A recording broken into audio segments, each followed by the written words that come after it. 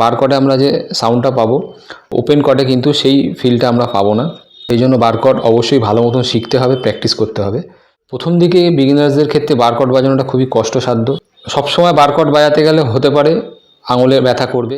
তাই এই ভিডিওতে আমি বার কর্ডের ইজি শেপগুলো দেখাবো, কীভাবে আমরা বার কর্ডগুলোকে ইজি শেপ ব্যবহার করে বাজাতে পারি, যাতে আমাদের এই আঙুলটার ওপর প্রেশারটা কম হয়। যারা বার কর্ডগুলোকে ইজি শেপে এবং সহজভাবে বাজাতে চাইছো তাদের জন্য এই ভিডিওটা খুবই ইম্পর্টেন্ট একটা ভিডিও, তাই অবশ্যই লাস্ট অবধি দেখো। তো চলো ভিডিওটা শুরু করি। এর আগের ভিডিওতে আমি বার কর্ডগুলো দেখিয়েছিলাম, কীভাবে আমরা প্রপারলি বার কর্ডগুলো বাজাবো, মেজর শেপ এবং মাইনর শেপগুলো দেখিয়েছিলাম। যারা আগের ভিডিওগুলো দেখোনি তারা অবশ্যই আগের ভিডিওগুলো দেখে নিও। যদি গিটারটা স্ট্যান্ডার্ড টিউনিংয়ে টিউন করা থাকে তাহলে উপরের এই স্ট্রিংটা ই নোট বাজছে, তাহলে আমরা এইভাবে ই মেজর বাজাই, এই শেপটা বাজাই। সেক্ষেত্রে এটা ই আছে, ই নোট, তাহলে এটা আমরা ই মেজর বাজাচ্ছি ওপেনে। যখন এই শেপটায় আমরা একটা শেপ এগিয়ে আনছি এবং এটাকে আমরা বার করছি, তাহলে এটা আমরা পাচ্ছি ই এর পরে এফ, তাহলে এফ মেজর বার কর। এই শেপটা বাজাতে গেলে আমাদের যেহেতু সবকটা স্ট্রিংয়ে প্রেশার দিতে হচ্ছে, তো যদি আমরা কন্টিনিউ বাজাই আমাদের এই আঙুলটা ব্যথা হতে পারে, আমাদের কবজিতে একটু ব্যথা হতে পারে। তো সেই জন্য আমরা মাঝে মাঝে বাজাবো এটা, আমরা অল্টারনেটও বাজাবো, যেটাকে ইজি শেপ বলি আমরা।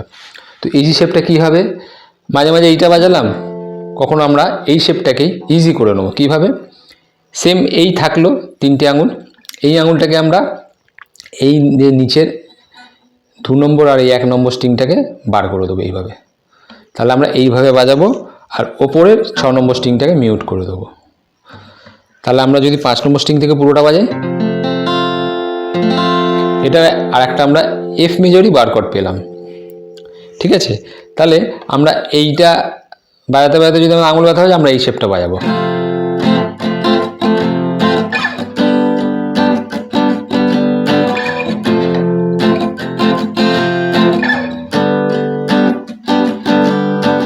এটা অভ্যাস করতে হবে, তাহলে সবসময় আমরা এই বার কর্ডটা না বাজালেও আমাদের হবে, আমরা এই বার কর্ডটা অল্টারনেটিভ বাজাতে পারবো।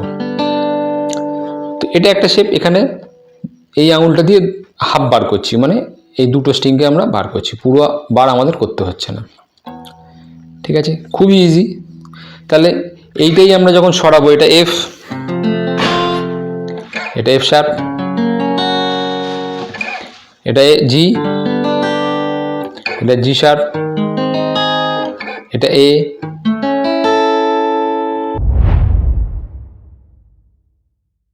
কারণ এখানে একটা এফ আছে আমরা জানি, আবার এই স্ট্রিংও কিন্তু একটা এফ আছে। তাহলে এইটা যদি আমরা এইভাবে বাজাই, এটাও কিন্তু একটা এফ মেজর বার কর্ড। কি হচ্ছে, এইখানে যে আমরা এই শেপটা বাজাচ্ছিলাম, এইখান থেকে এই আঙুলটা তুলে নিয়ে এই আঙুলটাকে এই স্ট্রিংয়ে নিয়ে চলে এলাম, আর এই আঙুলটাকে ফাঁকা রাখলাম, 4 নম্বর আঙুলটা। এবার যদি আমরা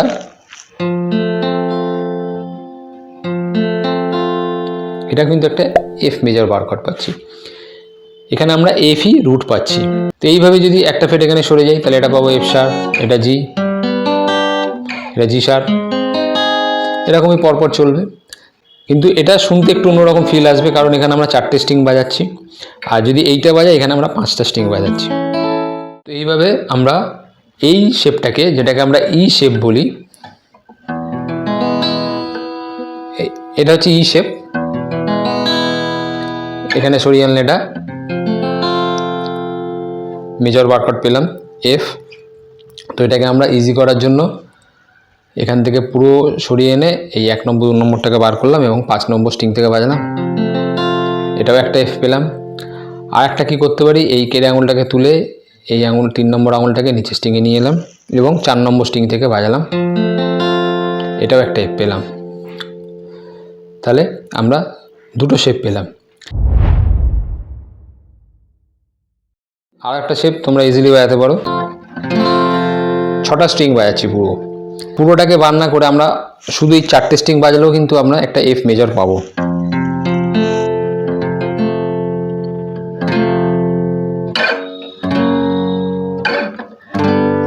অনেকেই এরকমভাবে কিন্তু বাজায়।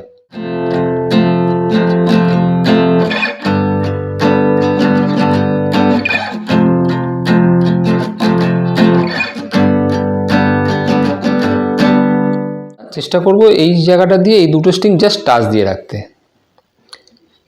যাতে যদি পিক লাগেও সাউন্ড হবে না, এরকম মিউট হবে। আর ওপরের 4টে স্ট্রিং আমরা বেশি প্রেশার দেব। এবারে আমরা দেখব যে এ শেপ, যেটা আমরা এটা এখানে এ বাজাই 5 নম্বর স্ট্রিং থেকে, এই মেজর আমরা এরকমভাবে বাজাই ওপেনে। তাহলে সেম আমরা এই এক ফ্রেট এগিয়ে এসে যদি এই 5 নম্বর স্ট্রিংটাকে এইভাবে বার করি, তাহলে আমরা এর পরে পাবো এ শার্প। তাহলে এটা আমরা এ শার্প পাচ্ছি।